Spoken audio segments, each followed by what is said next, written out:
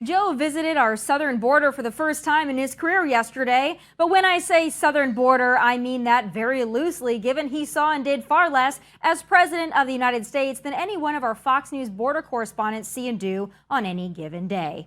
But how nice of them to clean up the homeless encampments, by the way. Wouldn't want the reality of the situation to aesthetically F up the optics, right? But this whole sham trip is too little, 2 years too late.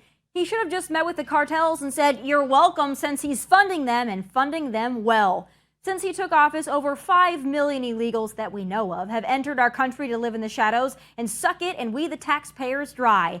This president nor his border czar Kamala give a damn about the invasion, and neither do the so-called Republicans who signed on to that $1.7 trillion omnibus spending bill that funded the invasion, but not the protection of our southern border. And now the Republicans have the House majority. If they allow another penny to go to DHS without a border enforcement mechanism, let God strike their political careers dead on the spot. Securing the border is not that hard, folks. Trump was well on his way to doing just that before Joe came in and undid it all. So let's start out by impeaching Mayorkas, who not only lied about that whole whipping scandal, but has sold Border Patrol agents down the river every single day since he's held that post.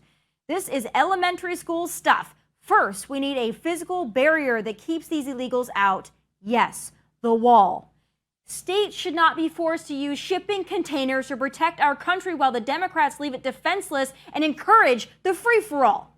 Then, we need to send more judges to the border to process these BS asylum claims on site and on the spot. 9 out of 10 don't qualify for asylum, so turn them around and send them right on back, because I guarantee you they'll stop trying to come here under false pretenses if they know they're going to get turned around the moment they fraudulently step foot on our soil.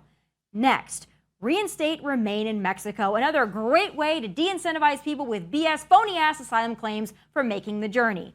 That'd also make Mexican officials rise to the occasion and step up to the plate.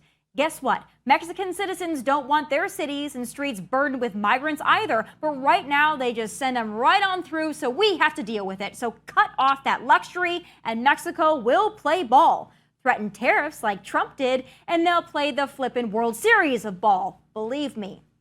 But the Democrats don't want to fix this because they designed it. They want to pump illegals into this country, give their corporate donors a massive low-wage workforce, use their beloved mail-in voting system to get illegals in on the action, and bolster census numbers and Democrat strongholds so as to add more Democrat seats to Congress. This is a very thinly veiled plan, and if we don't do everything we can to stop it now, there will be no going back. Because you can change policies, you can repeal legislation, but you cannot undo millions and millions of people living in the shadows, yet in plain sight. Our country is like the Titanic. Once the leaks fill the boat, it sinks, so start patching.